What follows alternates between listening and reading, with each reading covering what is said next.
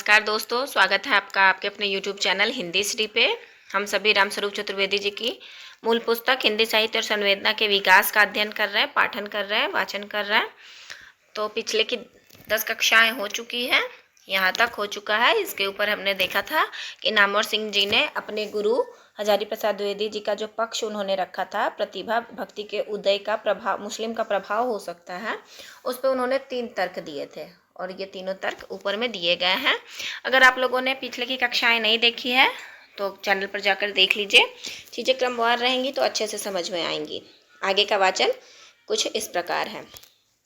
हिंदी का पहला काव्य और महाकाव्य पृथ्वीराज रासऊ। देखिए, यहाँ रासो ना लिख के रासऊ लिखा गया है। इससे हमें यह सोचना है, यह समझना है कि जो रामस्वरूप चतुर्वेदी जी थे वो रासो को रासऊ कहते थे। रासऊ हिंदू मुस्लिम संघर्ष की गाथा है। हिंदी के पहले बड़े कवि कबीर के कृतित्व का एक बड़ा अंश इस संघर्ष से प्रशमित करने का खर्च हुआ है। फिर भी हिंदी का पहला बड़ा महाकाव्य जायसी की का पद्मावत इसी हिंदू तुर्क द्वंद्व की कथा कहता है। यहाँ पे चतुर्वेदी जी ने क्या क्या है कि पहले बड़े कवि कबीर को माना है, हिंदी के पहले बड़े कवि कबीर को माना है और पहला बड़ा महाकाव्य पद्मावत को माना है और इसी हिंदी तुर्क द्वंद्व की कथा कहा है। और यह स्मरणीय है कि इन सभी प्रसंगों में सांप्रदायिकता की भावना कहीं नहीं है, ना हिंदू कवि चंद बिरदिया में, ना मुसलमान कवि मलिक मोहम्मद जायसी में। देखिए कि यहाँ बता रहे हैं कि ये जो सांप्रदायिकता की भावना है, जो सांप्रदायिकता, जो भेदभाव होता है धर्म को लेकर, ना चंद कवि बिरदिया में है, यानी कि ना चंद में है जिन्होंने पद्मावत लिखा, और माफ़ कीजिएगा, न जायसी में है जिन्होंने पद्मावत लिखा, और न चंद में है जिन्होंने पृथ्वीराज रासो लिखा है। तो यही बता रहे कि ऐसी सांप्रदायिकता की भावना किसी में नहीं है। आगे देखते हैं। और ना मुसलमान कवि कबीरदास में, और ये सांप्रदायिकता की भावना कबीरदास में भी नहीं है, ऐसा बता रहे चतुर्वेदी जी। यह हिंदी काव्य भाषा और साहित्य परंपरा की जीवंतता का सबसे बड़ा प्रमाण है कि जिसका जन्म हिंदू मुस्लिम संघर्ष के साथ होता है और जो इस संघर्ष का अनेक रूपों में चित्रण करती है, पर जिसकी रचना में सांप्रदायिक दृष्टि से संस्पर्श भी नहीं होने पाता। देखिए कि जिसका जन्म जो है, इन लोगों का जन्म जायसी हो गए, चंद हो गए और कबीर हो गए, इनका जन्म हिंदू मुस्लिम संघर्ष में होता है। और यही बता रहे हैं कि ये भी बड़ा गजब का बात है कि इन लोगों में सांप्रदायिकता जो है वो स्पष्ट भी, मतलब छू भी नहीं पाती है। विरोधों को साधना हिंदी भाषा की प्रकृति का अंग है।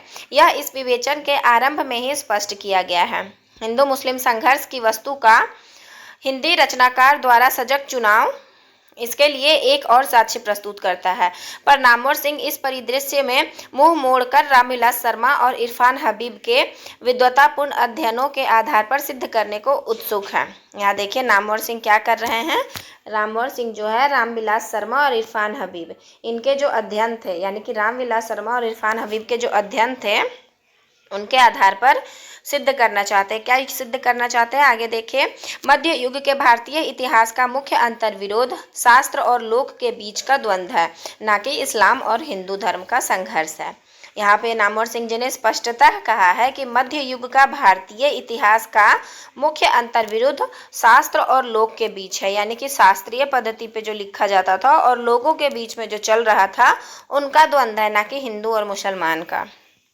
ऐसे आलोचक वस्तुतः हिंदू मुसलमान चर्चा आते ही परेशान होने लगते हैं। उनकी दृष्टि में यह चर्चा मात्र सांप्रदायिकता से प्रेरित और प्रभावित है।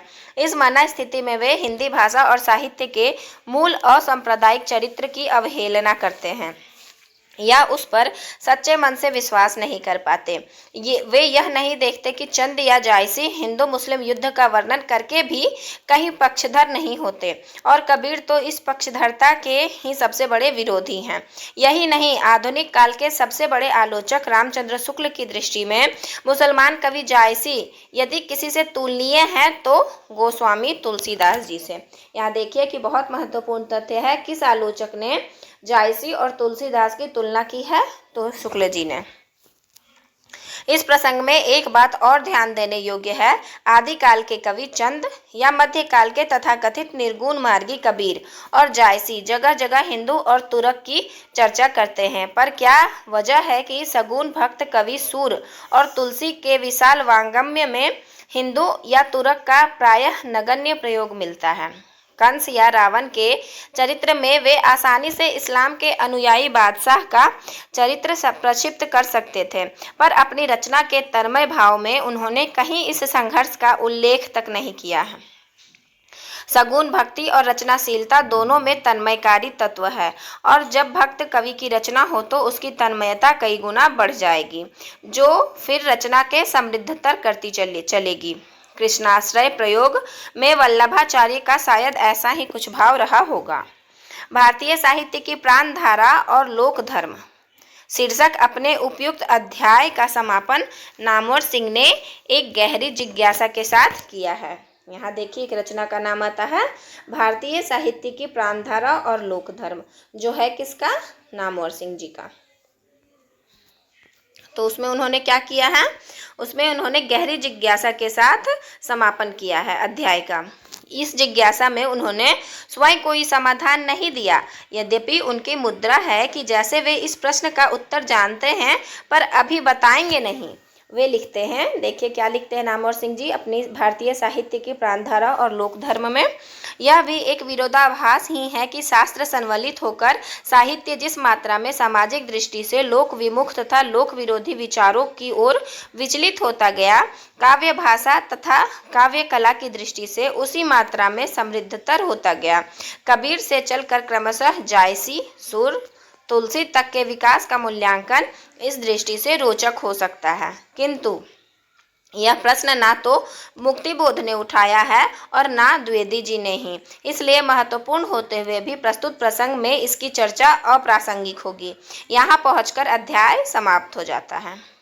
नामवर सिंह यहाँ विचार रचना, काव्य भाषा और काव्य कला को टुकड़ों में बांट लेते हैं, यानी साहित्य यानी सहित भाव को राहित्य कर लेते हैं।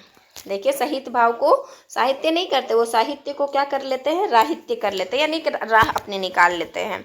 फिर विचारों की प्रगतिशीलता और कला की श्रेष्ठता के बीच उल्टा अनुपात स्थापित होता है, और इससे क्या होता है? वो साहित्य के जगह पे राह को जब चुनते हैं, सबके हित की जगह पे राह को अपनी चुनते हैं, तो क्या हो जाता है? प्रगतिशीलता और कला की श्रेष्ठता के बीच उल्टा अनुपात स्थापित हो जाता है। यानी कि यदि प्रगतिशील का अगर अर्थ हम लें तो कला, जो ये दोनों चीज़ें जो हैं वो उल्टे अनुपात में स्थापित हो जाती हैं, सीधे एक मार्ग पर नहीं चलती है, उल्टे उल्टे अनुपात में एक जगह स्थित होती हैं। जो विचारों की दृष्टि से जितना प्रगतिशील है, कला की दृष्टि से उतना ही हीन है। मुक्तिबोध और द्विवेदी जी दो पर ही नामवर सिंह की आस्था है। देखिए, नामवर सिंह की दो लोगों पर आस्था है, मुक्तिबोध और द्विवेदी जी। इन दोनों पर द्विवेदी जी का अर्थ यहाँ पे कौन दिए थे? कौन से द्विवेदी जी हैं? हजारी प्रसाद द्विवेदी जी, वही उनके गुरु हैं। मुक्तिबोध और द्विवेदी जी दो पर ही नामवर सिंह की आस्था है, इन दोनों पर उनके स्वतंत्र अध्ययन है, और क्योंकि इन दोनों ने ही यह प्रश्न उठाया नहीं, अतः उन्होंने इसे यहाँ चर्चा का योग्य समझा ही नहीं। सोचिए, नामवर सिंह को मुक्तिबोध और द्विवेदी जी पे कितना आंख बंद करके विश्वास था कि उन्होंने अगर कोई प्रश्न नहीं उठाया तो नामवर सिंह जी उस विषय को चर्चा के योग्य ही नहीं समझते हैं। यदि ध्यान से देखें तो लगेगा कि उपयुक्त मान्यता के पीछे विवेचन नहीं बल्कि एक सीधे सरलीकरण का मोह है, जिसे चाहे तो यूँ कह सकते हैं कि जैसे कोई साहित्यिक युग समय की दृष्टि से आगे बढ़ता है, त्यों त्यों उसमें कला चेष्टा गहरी होती जाती है और वैचारिक क्षमता लोक विमुख होती जाती है। कबीर से लेकर जायसी, सूर, तुलसी तक के काल में आलोचक इस मान्यता को चरितार्थ देखना चाहता है। इस मान्यता के पीछे जैसा कहा गया, साहित्य का संश्लिष्ट रूप आहत हुआ है। कबीर और जायसी कला की दृष्टि से सूर और तुलसी से हीन है। देखिए, कबीर और जायसी का जो कला तत्व है वो सूर और तुलसी के कला तत्व से मतलब कम है। यह कहना ना इन रचनाकारों के प्रति न्याय है और ना कला की धारणा के प्रति ही। मतलब ऐसा अगर कोई बोल रहा है कि कबीर और जायसी की कला जो है सूर और तुलसी से कम है, तो उस पर कह रहे हैं चतुर्वेदी जी कि ये जो है ये इन रचनाकारों के प्रति न्याय नहीं होगा। अगर हम ऐसा कह रहे हैं कि कबीर और जायसी में कला कम है सूर और तुलसी से, तो हम उनके प्रति न्याय नहीं कर रहे हैं। कबीर की रचना में कितने रंग हैं? अक्खड़ समाज चेता हुआ, तो माफ कीजिएगा, अक्खड़ समाज चेता का, कटुक्तिकार का, एकदम भाव विभोर होकर आत्मसमर्पण का, गहरी रहस्य चेतना का, प्रेम के तन्मय भाव का और चरम वैराग्य का। यहाँ देखिएगा कि चतुर्वेदी जी ने कबीर की क्या क्या विशेषता बताई है। देखिए फिर से मैं पढ़ती हूँ।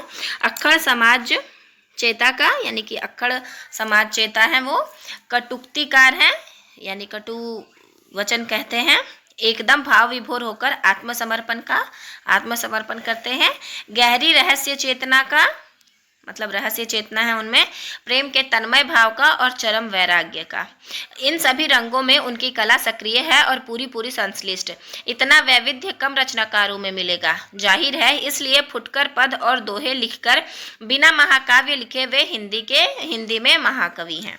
यहाँ देखिए कि फुटकर पद ही उन्होंने और दोहे ही लिखा है उन्होंने, लेकिन फिर भी वो महाकाव्य तो उन्होंने रचा नहीं है, प्रबंध काव्य तो उन्होंने रचा नहीं है कबीर जी ने, उन्होंने तो सिर्फ दोहे और फुटकर पद रचे हैं। उसके बाद भी वे हिंदी के महाकवि हैं, तो फिर ऐसा कैसे कहा जा सकता है कि उनमें कला की कमी है? कबीर का आधुनिक मूल्यांकन करने वाले को कहीं यह प्रतीत नहीं होता कि उनमें कला तत्व क्षीण है। उनकी नाराजगी या की तन्मयता उनकी भाषा में एक बार की समूची उपजी है। ठीक ऐसी ही स्थिति जायसी की है। यह अकारण नहीं है कि आचार्य शुक्ल तुलसी और जायसी का नाम साथ साथ लेते हैं, तब आलोचक की उपर्युक्त मान्यता हमारे लिए बहुत संगत नहीं रह जाती। सिवाय इसके कि कुछ पहले से बने विचारों के खानों में इन कवियों को खेल के तौर पर बैठाला जाए। उपर्युक्त चारों कवियों के वैशिष्ट्य को परखे तो यह जरूर दिखेगा कि इस अनुक्रम में हिंदू मुस्लिम संघर्ष की प्रतीति उत्तरोत्तर हल्की पड़ती गई है। कबीर या उससे पहले से चले तो चंद से लेकर तुलसीदास तक इसका उल्टा अनुपात कला चेष्टा से नहीं भक्ति की सघनता से मिलेगा। देखिए चंद से लेकर तुलसीदास तक, मतलब अगर उल्टा अनुपात कला की चेष्टा से नहीं होता है बल्कि भक्ति की सघनता से है, यानी कि भक्ति की सघनता के कारण अनुपात इनका उल्टा पड़ रहा है, ना कि कला के कारण। चतुर्वेदी जी कह रहे हैं ध्यान दीजिएगा, जैसे जैसे यह द्वंद्व हल्का पड़ता गया है तैसे तैसे भक्ति भावना सघन होती गई है, या उसे उलटकर भी कहना संभव है। तो मध्यकालीन भक्ति काव्य के उदय में इस्लाम की आक्रामक परिस्थिति का गुणात्मक योगदान है। इसे कई कोणों से देखा और समझा जा सकता है, और ऐसा मानने में कोई साहित्यिक, सामाजिक या कि ऐतिहासिक संकोच की बात भी नहीं जान पड़ती है। बड़े कवि की एक पहचान यह हो सकती है कि कविता उसने अपने युग की संवेदना से बनाई है या नहीं। हिंदी साहित्य के संदर्भ में युगीन संवेदना के विविध रूप देखे जा सकते हैं। कभी यह राजाओं के आंतरिक संघर्ष के अनुभव रूप में थी, कभी बाह्य आक्रमण से उत्पन्न परिस्थितियों की समझ के रूप में। क्या कह रहा है यहाँ? मतलब ये जो है हिंदी साहित्य के संदर्भ में युगीन संवेदना के विविध रूप देखे जा सकते हैं। कभी यह राजाओं के आंतरिक संघर्ष के अनुभव के रूप में थी संवेदना, और कभी बाह्य आक्रमण से उत्पन्न परिस्थितियों की समझ के रूप में। यह वह समय था जब काव्य का नायक राजकुल में उत्पन्न कोई धीरोदात्त व्यक्ति ही हो सकता था। ये भक्ति काल की बात हो रही है। फिर व्यापक जन जागृति के रूप में भक्ति की चेतना विकसित होती है, जो कालांतर में आस्था के छीन पड़ने पर राधा कृष्ण की श्रृंगार चेतना में परिणत हो जाती है।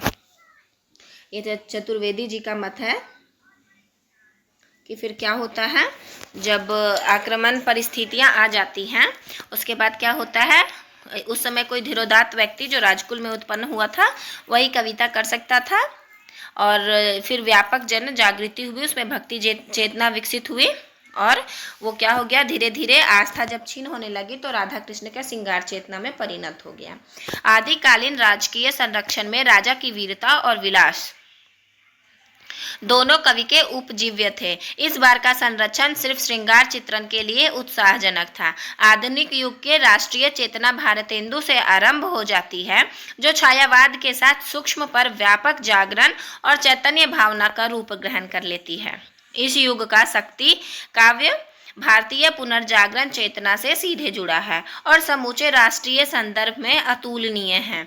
आज के कवि के सामने राष्ट्रीयता का एक सीमित पक्ष राजनीति के रूप में बहुत कठोर कच्चा माल है, जिससे कविता बनाना कवि कर्म के लिए निश्चित ही बड़ी चुनौती है। चलिए अब आगे कबीर आ गए हैं। कबीर को हम लोग पढ़ते हैं। ऊपर में हो गया पृष्ठभूमि, अब कबीर पढ़ते हैं। और ये भी याद रखिएगा, चतुर्वेदी जी ने भक्ति काल में सबसे पहले कबीर को रखा है। कबीर में जैसा संकेत किया गया है, कई तरह के रंग हैं, भाषा के भी और संवेदना के भी। हिंदी के बहुरूपी प्रकृति उनमें खूब खुली है। कुछ मनस्थितियों के चित्र एक साथ रखने से बात स्पष्ट होगी और उपयुक्त कसौटी की पहली जांच भी हो सकेगी। कबीरा खड़ा बाजार में लिए लुकाठी हाथ, जो घर फूके आपना सो चले हमारे साथ, ऐसा कबीर का कथन है। जेतु बाभन बाबनी जाया, तो आन बाट होई काहे ना आया। नेक्स्ट है हरि मोरा पियू मैं हरि की बहुरिया। ये बहुत ध्यान रखिएगा, आपको ये ध्यान में रखना है कि हरि मोरा पियू मैं हरि की बहुरिया। ये कबीर की बहुत कम उक्तियों में से ऐसी उक्ति है कि मैं हरि मेरा प्रिय है और मैं हरि की बहुरिया हूँ, यानी कि पत्नी हूँ। जैसे लोगनी सो कहिए, जे नर भय भगति जे बाहज, तिनते सदा डराने रहिए। आगे है सुपने हूँ बरराई के, जिही मुख निकसे राम, ताके पग की पा नहीं मेरे तन को चाम। अगली है कबीर कुटा राम का मुतिया मेरा नाव, गले राम की जेवरी, जित खैचे तित जाऊं। अगली है जौरे खुदाई मिसीती बसतु है, और मुलुक किसकेरा, तिरति मूर्ति राम निवासी, दुहु मही किनहु ना हेरा। ये पंक्ति तो बहुत ध्यान रखिएगा, क्योंकि इसमें मुलुक का नाम आता है, तो ऐसा ना मलुक दास दे दीजिएगा, क्योंकि एनटीए की नज़र अभी रामस्वरूप चतुर्वेदी जी की पुस्तक पर बड़े जोरों से है। तो ऐसा मुलुक देके ऐसा ना कि मलुक दास की पंक्तियां आप लोग डाल दीजिएगा। बहुत ध्यान से रख लीजिए कि ये कबीर की पंक्ति है। हमन है इश्क मस्ताना, हमन को होशियारी क्या, रहे आजाद या जग में हमन दुनिया से यारी क्या। आगे देखिए इन सारी पंक्तियों को एक साथ दे दिया है और यहाँ चतुर्वेदी जी बता रहे हैं कि इनकी अनेक पंक्तियों को एक साथ रखकर इनकी कसौटी किया जा सकता है और इनकी मनस्थितियों का चित्र एक साथ है। देखिए पहली पंक्ति किस प्रकार की है। कबीरा खड़ा बाजार में लिए लकाठी हाथ, जो घर फूके आपना सो चले साथ। फिर एक बार प्रिय वाली पंक्ति है और फिर खुदाई बसतु है, कबीर कुत्ता राम का, हमन है इश्क मस्ताना, हमन को होशियारी क्या। तो पंक्तियों का जो संवेदना है वो कितनी अलग है। तरह तरह के चरित्रों और परिस्थितियों के संघर्ष में विविध प्रकार की मनस्थितियों का चित्रण महाकाव्यकार करता है।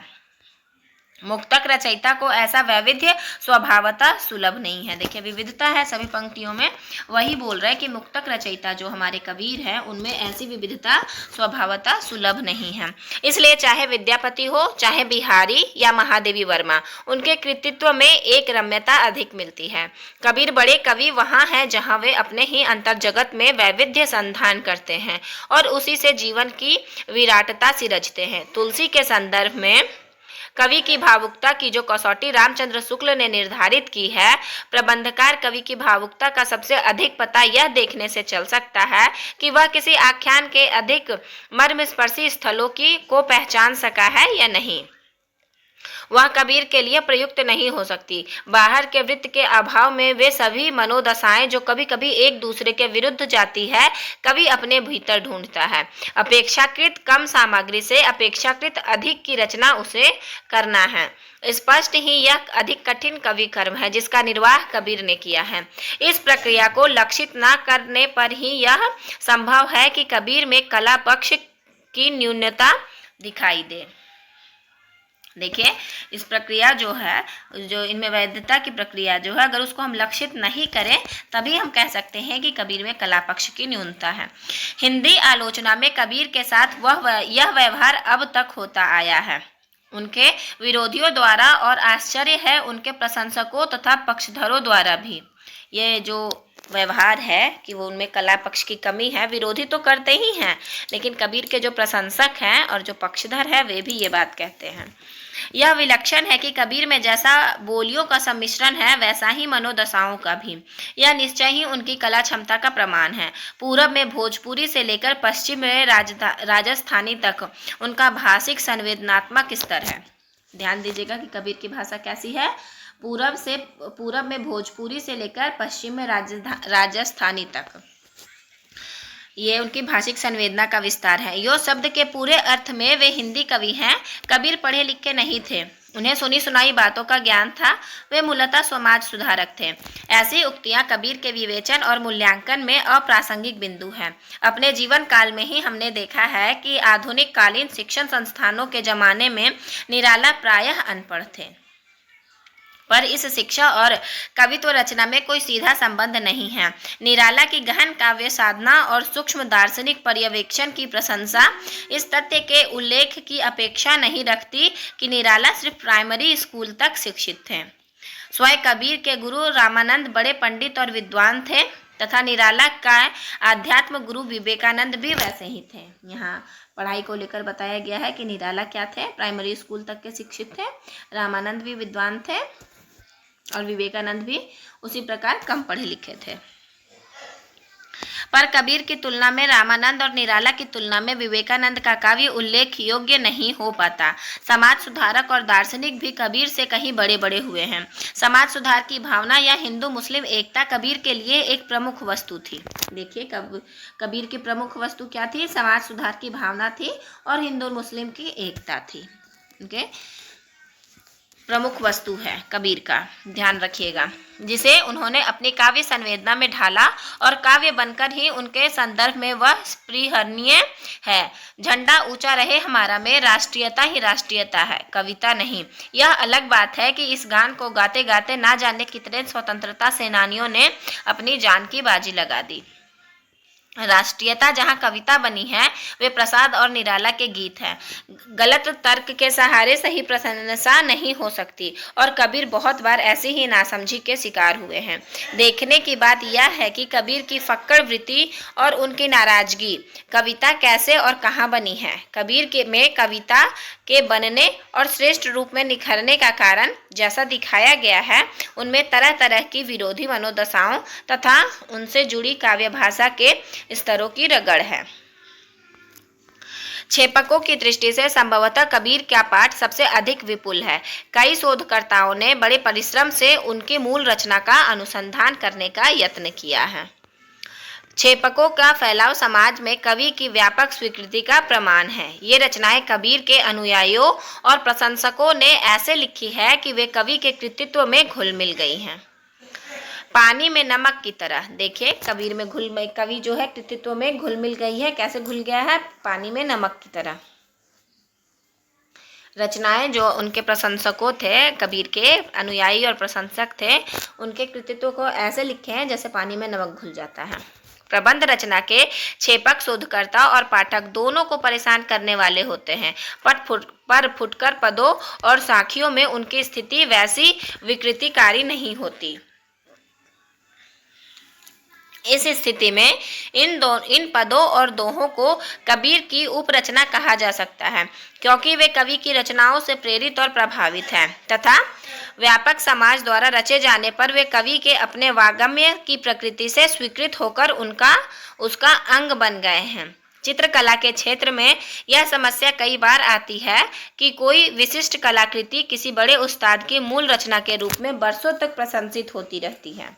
ध्यान दीजिएगा कि चित्रकला में ये कई बार आता है कि कोई विशिष्ट कलाकृति, यानी कि उसको रचने वाला कोई बड़ा उस्ताद नहीं है, लेकिन उसकी कलाकृति विशिष्ट है और वो क्या होती है? बड़े उस्ताद की मूल रचना के रूप में बरसों तक प्रशंसित होती है। यानी कि एक नॉर्मल सा कलाकार एक विशिष्ट कलाकृति बनाया है और वहीं बड़ा उस्ताद का जो मूल रचना है, दोनों में जो नॉर्मल कलाकार है उसकी कृति जो है वो ज़्यादा प्रशंसनीय है। और यही चीज़ कबीर के साथ भी उन्होंने कहा है। प्रशंसित होती रहती है। और फिर जब सहसा कभी भेद खुलता है कि यह कलाकृति उस उस्ताद की रचना ना होकर महज उसकी अनुकृति या कि शैलीगत नकल है, तो दर्शकों के मन से उतरकर वह सिर्फ एक कैनवस हो जाती है। तब यह प्रश्न सहज उठता है कि दर्शकों की प्रतिक्रिया उस कला वस्तु के लिए थी या उस्ताद के नाम को लेकर, या इन दोनों की अपनी क्रिया प्रतिक्रिया के लिए। साहित्य में कालिदास, शेक्सपियर, खुसरो, कबीर, जायसी, सुर, तुलसी बड़े लेखकों की एक पूरी श्रृंखला है, जिनके साथ पाठ की प्रामाणिकता की समस्या और बहुत बार उनके अपने रचनाकार व्यक्तित्व के अभिज्ञान की समस्या जुड़ी हुई है। अपने कृतित्व को समाज से मिलाकर और अपने व्यक्तित्व को रचना से अभिन्न करके वे सच्चे अर्थों में सुकवि बनते हैं। यहाँ देखिए कि ऊपर जो उस्ताद लेखकों का नाम दिया गया है, उनके बारे में कहा गया है कि वे अपने कृतित्व को समाज में मिलाते हैं और अपने व्यक्तित्व को रचना से अभिन्न करते हैं, तब वे सच्चे अर्थों में सुकवि बनते हैं। यह सुकवि बनने की परिभाषा है। जिनके ऊपर जरा मरण के नियमों का असर नहीं होता। कबीर इसी कोटि के रचनाकार हैं। इस विवेचन से एक रोचक निष्कर्ष यह भी निकलता है कि बड़ा रचनाकार अनुकरणीय नहीं होता, पर यदि कोई अपना नाम हटाकर फिर उसकी नकल करना चाहे तो इसके लिए उसे छूट मिल जाती है। इसी माने में छेपक को बड़े कवि की उपरचना के रूप में स्वीकार किया जा सकता है। भाषा, संवेदना, विचार प्रणाली सभी दृष्टियों से कबीर शास्त्रीयता के समक्ष खाटी देसीपन को महत्व देते हैं। यहाँ देखिए, भाषा, संवेदना और विचार प्रणाली, ये जितनी भी दृष्टियां हैं उनमें कबीर शास्त्रीयता के समक्ष जो देसीपन है, वो भी देसीपन, नॉर्मल देसीपन, एक खाटी देसीपन को महत्व देते हैं। संस्कृत के कूप जल को छोड़कर वे भाखा के बहते नीर तक स्वयं पहुँचते हैं। यानी कूपजल यानी कि जमा हुआ जल जो है वो उस पे नहीं जाते हैं, वो भाखा के बहते यानी कि जो बहता पानी, शुद्ध पानी है, उस तक वो स्वयं पहुँचते हैं, बल्कि जो जमा हुआ जल है उसे वो लेना पसंद नहीं करते हैं और सबको पहुँचाते हैं। संस्कृत के मुक्त लोक संस्कृति को बनाने में उनका योगदान अप्रतिम है। पंडित और मुल्ला, यहाँ दोनों को वे एक साथ अप्रासंगिक करार देते हैं। मूलतः कवि होने के नाते शास्त्र की तुलना में वे अनुभव को प्रामाणिक मानते हैं। यहाँ देखिए, कवि होने के नाते शास्त्र यानी कि अगर मुझे शास्त्रीय ज्ञान है और मेरा अनुभव बिल्कुल भी नहीं है तो उसे कबीर महत्व नहीं देते हैं, और वही मुझे शास्त्रीय ज्ञान नहीं है लेकिन मैं अनुभवी ज़्यादा हूँ तो कबीर के नज़रिए में मेरा महत्व है। वही बता रहे, कवि होने के नाते शास्त्र की तुलना में वे अनुभव को प्रामाणिक मानते हैं। भाखापन को लेकर यह गहरा आत्मविश्वास भाव उनके रचनाकार व्यक्तित्व की सबसे बड़ी विशेषता कही जा सकती है। यानी कि उनका जो आत्मविश्वास का भाव था कि हम जो खाटी देहातीपन या देसीपन यूज़ कर रहे हैं, वो उनका जो आत्मविश्वास था वही सबसे बढ़िया है। ये उनका आत्मविश्वास भाव जो था उनकी सबसे बड़ी विशेषता कही जा सकती है। भाखा के पहले बड़े कवि होने के नाते वे युगीन संवेदना की इस मांग को पूरा करते हैं। यानी कि युग में जो संवेदना थी, भाखा की जो विविधता थी, वो इस मांग को पूरा कर रहे हैं। आज की कक्षा यहीं तक रहेगी। कल से हम लोग जायसी पढ़ेंगे। आज हमने कबीर पढ़ा, कल से हम जायसी पढ़ेंगे। सुनने के लिए आप सबका बहुत बहुत धन्यवाद।